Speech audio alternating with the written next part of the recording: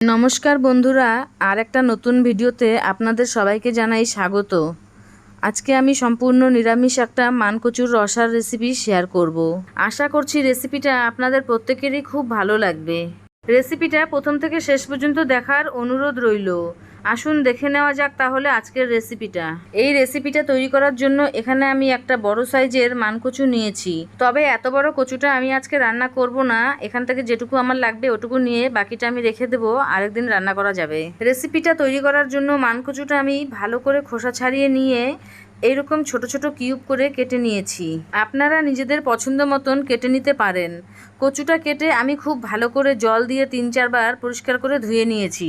এখন আমি এই কচুটাকে একটু সেদ্ধ করে নেব, তাই কড়াইতে গরম জল বসিয়ে দিয়েছি। জলটা হালকা গরম হতেই কচুটা আমি কড়াইয়ের মধ্যে ঢেলে দিলাম। পরিমাণ মতন লবণ দিয়ে নেড়েচেড়ে ভালো করে মিশিয়ে নিলাম। এবার ঢাকা দিয়ে 4 থেকে 5 মিনিট হাই ফ্লেমে ভালো করে ফুটিয়ে নেব।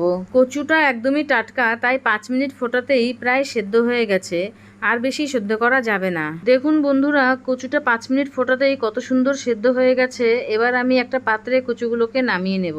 এই কচুগুলোকে বেশিক্ষণ এই গরম জলের মধ্যে রাখা যাবে না, তাই আমি একটা পাত্রের মধ্যে নামিয়ে নিচ্ছি।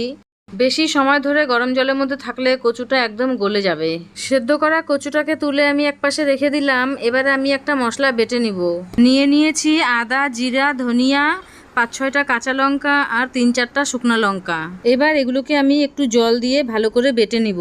কচুতে একটু বেশি পরিমাণে ঝাল দিলেই ভালো লাগে, তবে আপনারা আপনাদের পছন্দ মতন ঝালটা দিতে পারেন। তো বন্ধুরা, আমি মশলাটা বাটতে থাকি, আর এই সময় আপনারা কমেন্টে জানিয়ে যাবেন যে কে কোথা থেকে আমার এই ভিডিওটা দেখছেন। তো বন্ধুরা, আপনারা চাইলে মিক্সার মেশিনেও মশলাটা বাটতে পারেন, তবে শিলপাটাতে বাটলে তরকারির স্বাদটা খুব ভালো হয়। আর তাই আমি বেশিরভাগ মশলাই কিন্তু এই পাটাতেই বেটে থাকি। তো দেখুন, কথা বলতে বলতে আমার মশলাটা বাটা হয়ে গেছে। এবারে আমি একটা প্লেটের মধ্যে মশলাটা তুলে নিচ্ছি।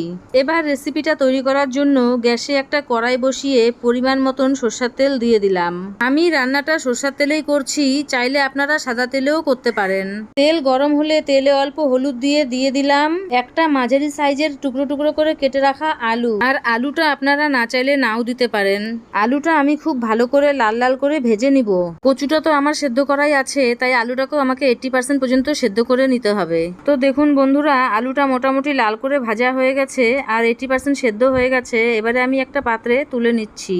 এবার এই তেলের মধ্যে কচুটাও আমি ভালো করে ভেজে নিব।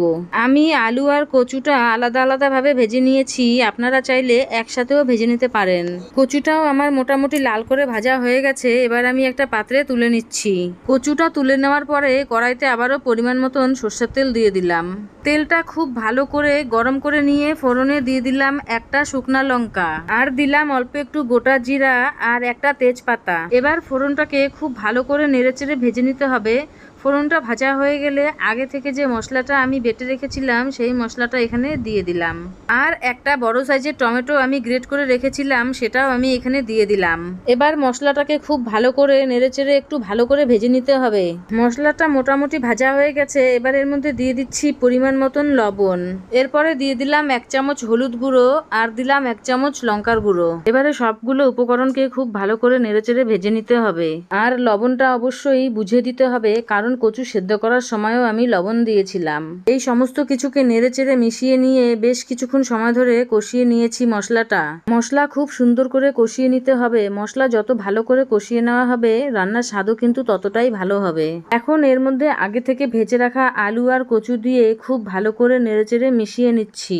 আর মশলাটা যাতে কড়াইতে লেগে না যায় বা পুড়ে না যায়, তাই অল্প পরিমাণে জল দিয়ে দিলাম। আবারও ভালো করে নেড়েচেড়ে মিশিয়ে নিচ্ছি।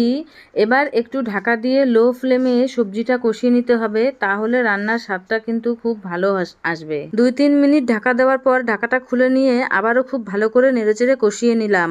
মোটামুটি 3-4 মিনিট এইভাবে কষিয়ে নিয়ে এবার দিয়ে দিচ্ছি পরিমাণ মতন গরম জল। অবশ্য করে এই গরম জলের ব্যবহার করতে হবে। গরম জল ব্যবহার করলে রান্নার স্বাদ খুব বেশি ভালো আসে।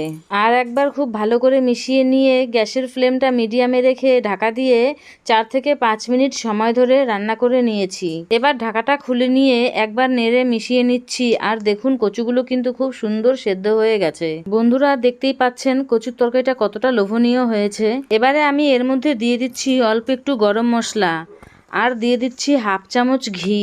ঘিটা আপনারা অবশ্যই বাড়িয়ে বা কমিয়ে ব্যবহার করতে পারেন। আবারও খুব ভালো করে নেড়েচেড়ে মিশিয়ে নিচ্ছি। এবার 2 মিনিট ফুটতে দেব।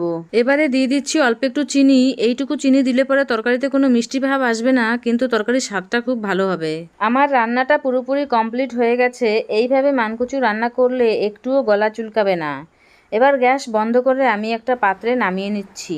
আমার এই রেসিপি আপনাদের কেমন লেগেছে অবশ্যই কমেন্ট বক্সে কমেন্ট করে জানাতে ভুলবেন না। ভালো লাগলে অবশ্যই একটা লাইক করবেন আর বন্ধুদের মধ্যে একটু শেয়ার করবেন। তাহলে আজ এই পর্যন্তই। সকলে ভালো থাকবেন, সুস্থ থাকবেন। আবারও হাজির হয়ে যাব নতুন কোনো রেসিপি নিয়ে।